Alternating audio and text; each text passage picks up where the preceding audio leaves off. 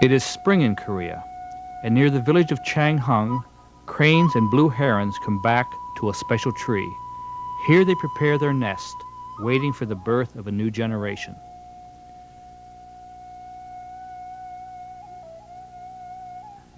Nearby, a farmer performs an ancient ritual handed down for many generations.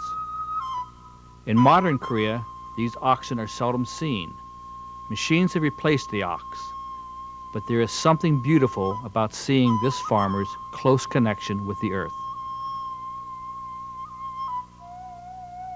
The program you are about to see is a brief visit with Korean ceramic craftsmen who work closely with earth. These artists will display their unique ways of being with clay, creating objects that grace the earth and sky, and using fire to make them permanent.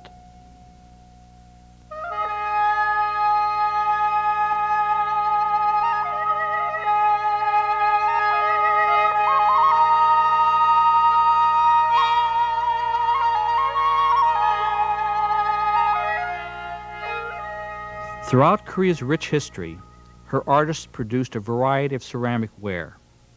Early history found smoke-marked earthenware and polished blackware. The Three Kingdoms period pierced and stamped stoneware and sculptural drinking cups. At the beginning of the Koryo dynasty, celadon came into Korea to Kongjin, a county near Changhung. The Koreans carved their ware and inlaid it with white and black clay slip, a Korean innovation. When the Chinese saw this technique, they called it first under heaven. During the Chosun or Yi dynasty, humble Korean rice bowls became cultural treasures in Japan, where they were used for tea ceremonies. The love of Korean pottery by the Japanese is widely known, and many of Japan's famous pottery processes have their roots in Korea. 2,000 years ago, there were three kingdoms in Korea: Goguryeo in the north, Paekche in the west, and Silla in the east, with Kaya, a village state, in between. Silla and Kaya are known for their beautiful pottery, while Paekche is famous for its tiles. Modern Changhung in South Cholla Province lies within the boundaries of what was once the kingdom of Paekche. We are on our way to Changhung to visit Han Hung Jun, a roof tile maker. His studio was built many years ago. We are told that this building is cool in summer and provides good protection against the summer rains and winds of autumn. Han Sung-Sung-Nim is Korea's living cultural treasure number 91. The term Sung-Sung-Nim, or teacher, while not specific to human cultural treasures, is an honorific title designating his position. Han Sung-Sung-Nim's immediate demeanor belies his wisdom, for he has Han, the universal Korean spirit. It is also said that he is Jang-in, a master. Jang-in people are calm and sincere and have pure spirit. It is a spiritual state that comes from deep artistic dedication. But to seek Jang-in would be to diminish the possibility of having it. Master Han is a man close to the earth, yet he works to create objects that touch the sky. Like the ox and plow, handmade roof tiles are being replaced in Korea by more modern technology. The methods used by Master Han have produced tiles that have lasted more than 300 years. Their slight imperfections allow the roof to breathe. Machine-made tiles, on the other hand, fit so tightly that they have been known to cause the roof to rot. Tiles made of cement or plastic have to be repainted every few years, or wind and rain will wear them down to clumps of sand. Master Han explains to us that the rice field is very important to roof tile making. I draw a lot of things from the rice field in making tiles. The most important thing might be rice stalks. I make the thatched roof for the studio with them, and I weave them into blankets. I also cover the tiles with them before rain. I use them inside the kiln. When I dry tiles, I put them between the tile. I also have to eat rice to work, so you have still another important thing we draw from the rice field. When the clay is seasoned, It is dug from the rice field and brought to the studio by Jigay. This farmer is using this ancient carrying method. The straw roof you are looking at covers a shed which Master Han also made. Its walls are composed of raw clay, stone, and broken roof tiles. Like the rice straw covered studio, it is a testimony to frugality, ingenuity, and simple beauty. Next to the shed are stacks of fired roof tiles waiting for purchase. Unfortunately, the wait for customers could be long. Koreans are turning to the machine-made roof tiles in spite of their poorer quality. Master Han and his successor Cho Sung-mo, who holds a master's degree in ceramics, are the only two people remaining who continue the ancient hand method of tile making. 흙은 주로 논밭에서 파서 쓰지. Clay has become expensive these days. Before the new village movement, everybody's rice field was crooked, and there was always some scrap land. We were allowed to use the land from the scrap field. With the new village movement, everyone's rice field became square or rectangular. There was no scrap land anymore. Now we have to pay for the clay we use and replenish the land and make it all nice and neat. Once the clay is at the studio, it is shoveled, pounded, sliced, and foot kneaded until it is ready to form the tiles.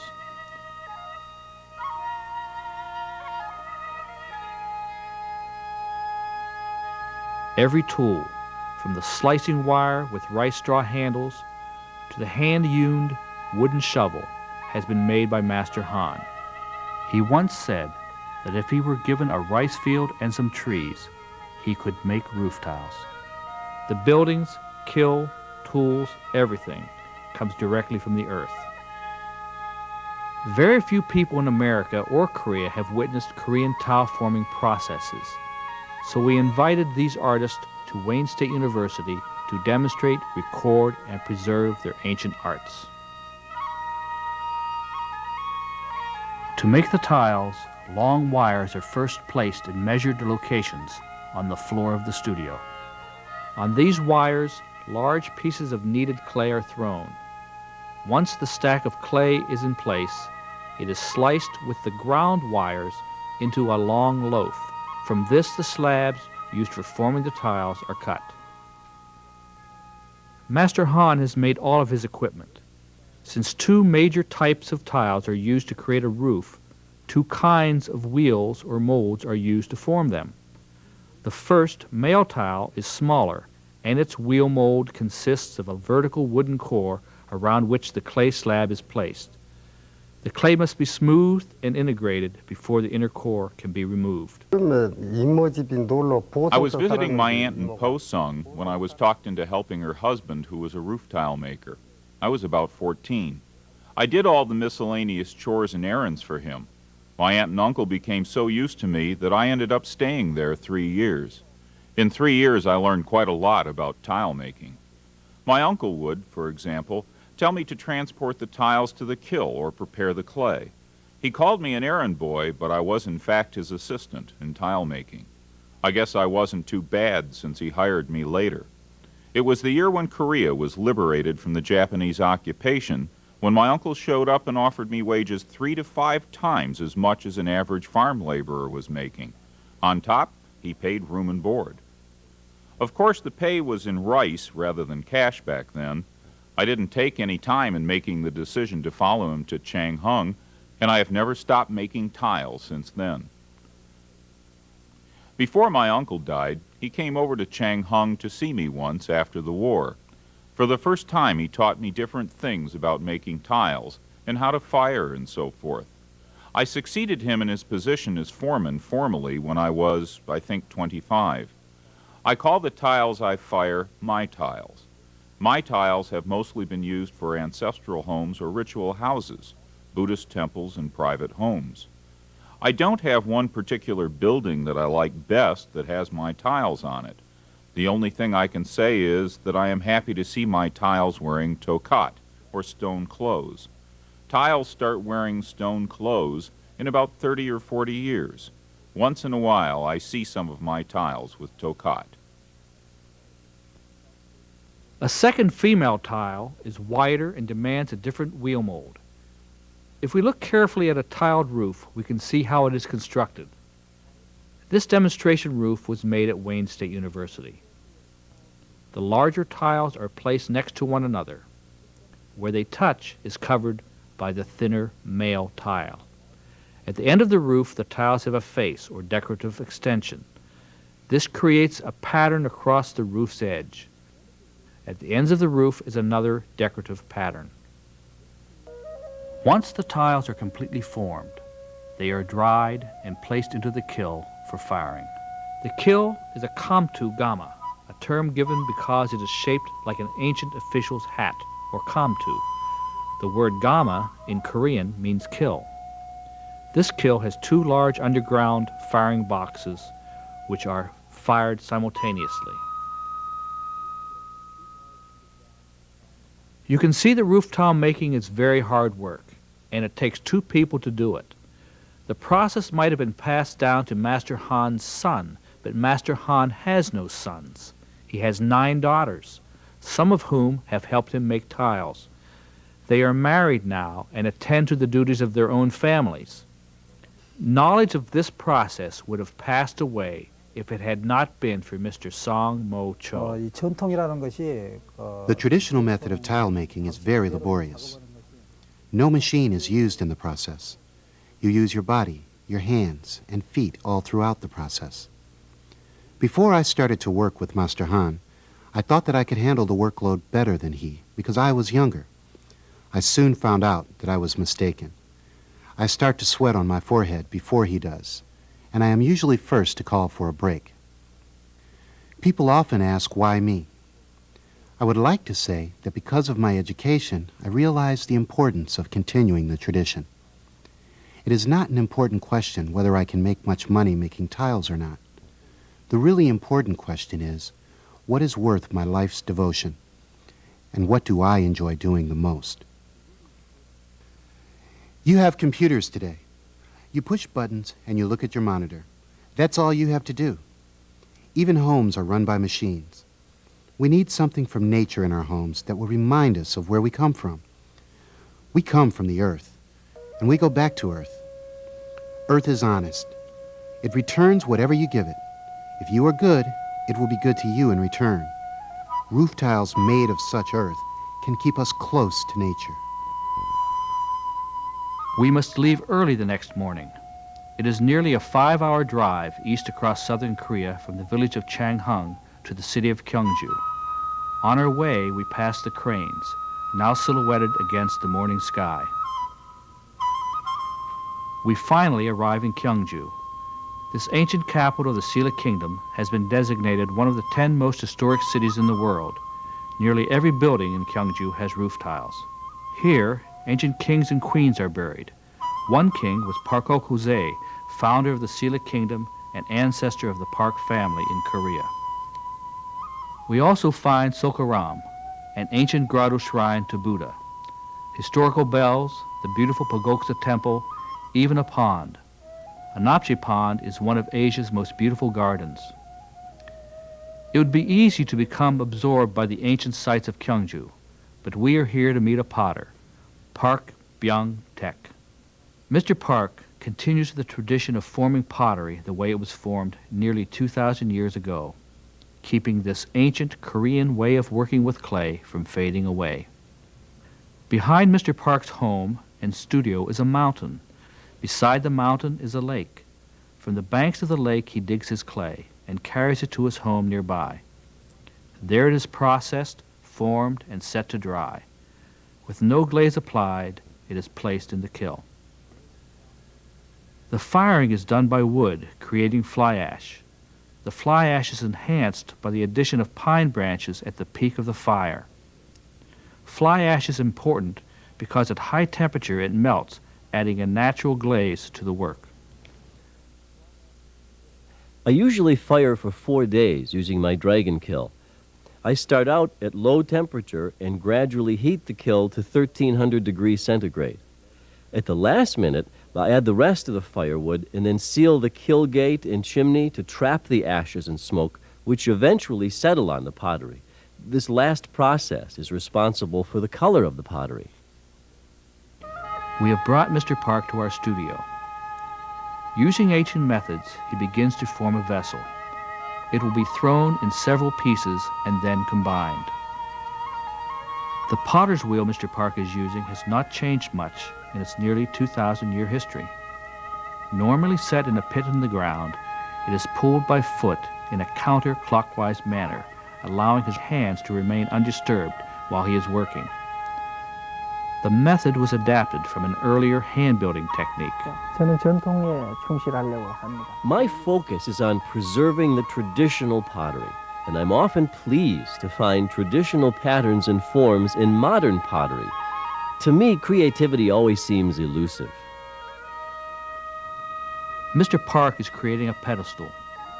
We do not know the precise original use of these unusual forms. Some scholars believe that when shamanism dominated Korea, these pedestals were used as sacrificial ritual stands, their openings allowing and increasing certain magical events. Later, when Buddhism became more prevalent, it is known that such stands were used to hold water jars for Buddhist ceremonies. In Korea's national museums, we find the originals of similar and other forms, valued treasures from this ancient time. 예, 하고 있습니다. 옛날에 I think about the old Silla dynasty potters who would have made pottery for the king and the high officials. I sometimes imagine myself going back in time and making pottery for the court. My favorite stoneware piece is a vessel in the shape of a horse and rider that my wife usually makes because I know it's a valuable piece of cultural heritage, and not only a stoneware, but also as an important source of historical information regarding ancient Korean clothes and outfitting. Mr. Park's wife, Lee Cham-soon, taught by her husband, has become a skilled craftsperson. Here she uses a dowel to form and support the spout of this horse and rider. I enjoy working with my wife. We argue sometimes, as all couples do, but we share many good times together. We like to take long walks, and we have endless conversations, or we pick young vegetables in the spring and acorns in the fall. Mr. and Mrs. Park enjoy creating sculptural drinking vessels. Here, Mr. Park creates a drinking vessel in our studio.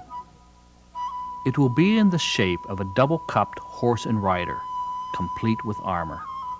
Mr. Park shapes the horse's body in his hands, paying special attention to the head, where he builds up details with added bits of clay. The body gets attached to the four legs on the pedestal. Another piece of clay is flattened into a slab which will become the horse's armor. Grooves made in this slab with a bamboo knife provide a decorative pattern on the finished piece. Horse riders were increasingly dominant figures in the Paekche and Silla kingdoms of Korea. Followers of a shamanistic religion, their horse and armor provided them with both power and prestige, leading to the domination of the farmers and fishermen of southern Korea. Such figures as this were found in the tombs of horse riders, providing them company in their ascent to the heavens. Many ancient ceramic pieces reflect the Korean artist's closeness to earth and nature. Ceramics from Korea over the centuries have easily surpassed 1 billion pieces. That could create a stack to the moon and back 3 times. Animals, birds, fish, and flowers appear as symbols over and over again throughout the centuries, often with a playful twist of the clay. Like Mr. Han, Mr. Park appreciates the symbolism of clay. Clay is something very intimate to human beings. We walk on it, and as children we played with it. When we die, we become part of it. I think it's the most natural way of living to work with clay.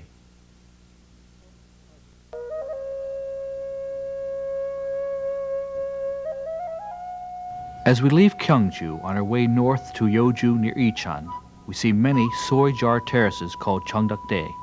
Cheongdakdae are terraces for keeping hangari or ongi jars. These jars, seen throughout Korea, principally behind houses, but also on apartment decks and even on rooftops, are used for the storage of various foods. In Korea, the tradition began in prehistoric times and remains an unbroken thread through Korea's rich cultural history. Here, a Korean woman makes radish leaf kimchi for her family.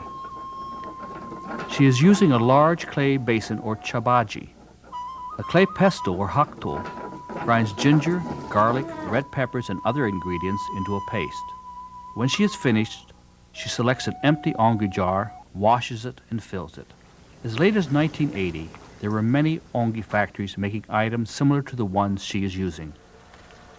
The Chulwal factory in Sani village near Icheon in Yeoju was one of the most prominent. Today, that site is a country club. It is this decline in the use of ongi and therefore the decline in ongi potters that concerns those who want to keep the production of ongi pottery alive in Korea. We are traveling to Yeoju to meet a young ongi potter, Kim Chang-ho. Very few ongi potters today are as young as he. Kim Chang-ho, 27 years old, is a member of an ongi family including his famous father, Kim Il-man. Chang-ho's grandfather, Kim Woon-young, the patriarch of the family, is now deceased. 200 years ago, the family's ancestors were among the first Christians in Korea.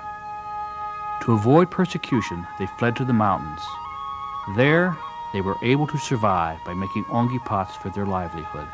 All they needed was clay and trees to fire their kiln. Sometimes another potter would even hide a fugitive in a huge ongi jar to help him escape detection by the soldiers.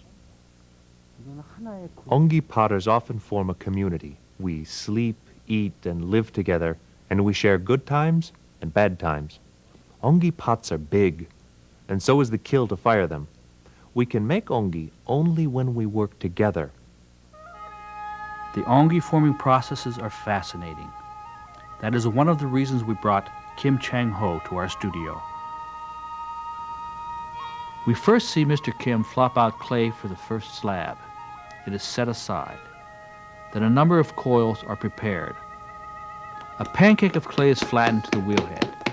To this, the tall slab is placed as a foundation for the other coils. Now the coils are carefully attached. A paddle and interior anvil are used to thin, compress, strengthen, and shape the walls. Then a rib is used to further shape and smooth the piece. Inside, a clamshell is used for interior compression. Through most of the forming, very little water is used. Water is used for throwing the final, smaller coils. To form the spout, a ball is formed and flattened. This is then simply curved and shaped into the spout. When I was little, I was always doing something with earth, even though I didn't understand what I was doing. As I grew older, I spent more time in the studio. When I was going to school, I was always helping my father and my uncles out in the shop in the morning and the evening before and after school.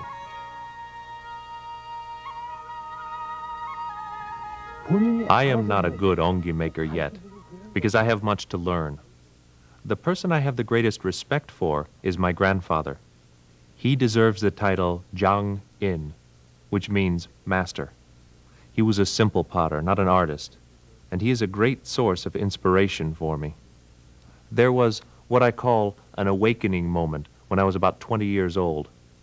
I was all wrapped up in the ideas about the potter's spirit, and I had a strong desire for the first time to make an excellent ongi pot. My father and I took a trip to Hwengung, a fishing village on the west coast. This small town has a long tradition of ongi making. I saw a Hwengung pot, a shrimp paste storage jar that caught my eye. It was certainly not anything expensive, and I couldn't understand my mysterious attraction to it. I asked someone about the jar, and he told me that the potter had passed away some 30 years before when he was only 18, and that I would have to talk to the mother if I was interested in it. When I finally met the potter's mother, I asked her about the jar and expressed a wish to buy it. She became very upset. She would sell that jar at no price. The potter, who had made it, learned to make pottery when he was 15, and his father had passed away. He then supported his family making ongi. His mother took up the responsibility of selling the pots. She would prepare a bowl of rice for her son to eat later. She would cover it with a blanket to keep it warm. But the potter's 5 hungry younger brothers and sisters would empty the bowl. So, the potter would have only a bowl of water before going back to his work. When the mother found out about this, she decided to get him some ginseng. Sadly, the ginseng overwhelmed his weak body instead of boosting his energy, and it killed him. I wonder sometimes what this potter must have been thinking while he was making pottery on an empty stomach. His pottery was the product of the sacrifice he made for his family. I would like to make the kind of pottery he made, but I am unable to do this now because I lack discipline. 그독이 괜히 그냥 Earth and fire are honest. They treat you the same way you treat them. If you neglect them, they will break all your pots. It's really quite amazing. If you exert all your attention and care, they will reciprocate exactly. We usually fire ongi for a week, and you don't sleep well for a week. No one can sleep. It's not like a big campfire around which you sit with friends and sing songs and so on.